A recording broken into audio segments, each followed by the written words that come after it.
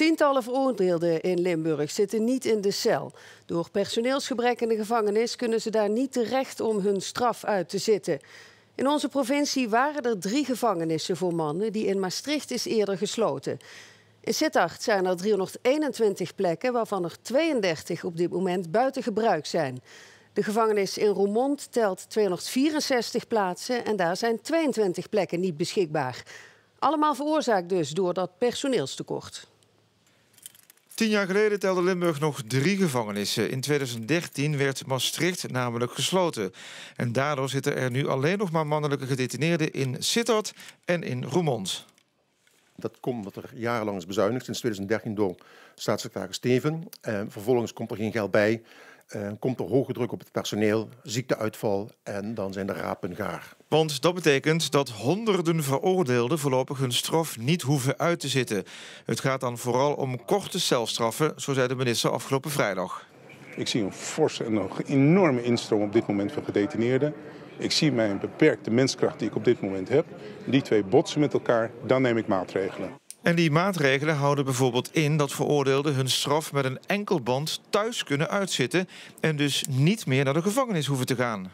Nou ja, ik heb natuurlijk wel wat mensen gesproken. Het gaat voor kortgestraften, 2 weken tot een jaar. En daar heb ik er wel een paar van. En die zijn natuurlijk verheugd, want een enkelband hebben ze liever dan dat ze de gevangenis in moeten. Want dan kunnen ze nog normaal meedoen in de maatschappij. Nu zijn er opnieuw bezuinigingen aangekondigd, want u vreest dat het hier niet bij blijft. Ja, dat klopt. Minister Weerwind vertelt gewoon niet de hele waarheid. In een commissiedebat in augustus van dit jaar is gesproken over het gevangeniswezen. En het gevangeniswezen moet vrezen voor nog meer bezuinigingen. En dan wordt het nog erger. En dan is de kans onaannemelijk dat er nog meer gedetineerden, of mensen die gedetineerd zouden moeten zijn, eigenlijk gewoon een enkelband rondlopen. Frank Mona op de redactie. Frank, goed nieuws voor de veroordeelden zou je zeggen, maar wat betekent het voor slachtoffers? Ja, die zullen daar toch niet zo blij mee zijn. Stel je bent slachtoffer van een beroving, een bedreiging of stalking, dat soort zaken. De dader wordt veroordeeld, krijgt een celstraf, maar gaat die celstraf dus voorlopig niet uitzitten of pas later uitzitten of op een andere manier uitzitten.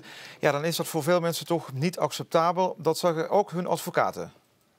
De aangifte, dat kost al heel veel van mensen, hè, om toch die stap te zetten en die aangifte te doen. Dan heb je vertrouwen in de rechtspraak. De rechter komt tot een beoordeling, de rechter komt uiteindelijk tot een strafmaat.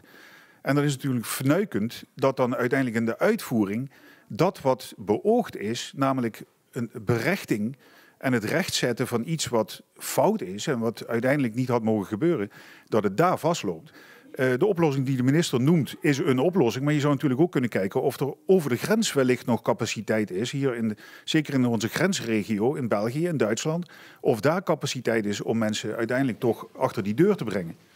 Ja, Frank, slachtofferadvocaten zijn niet blij. Is er een alternatief waar ze zich wel in kunnen vinden? Ja, er is ook een alternatief. Bijvoorbeeld als mensen in verband, dat mensen die een boete hebben gekregen, die niet betaald hebben, dat die mensen dan een vervangende taakstraf krijgen in plaats van een vervangende celstraf. Op die manier zou je een hoop verlichting krijgen in de gevangenissen. De minister gaat dat nadrukkelijk bekijken of dat een optie is.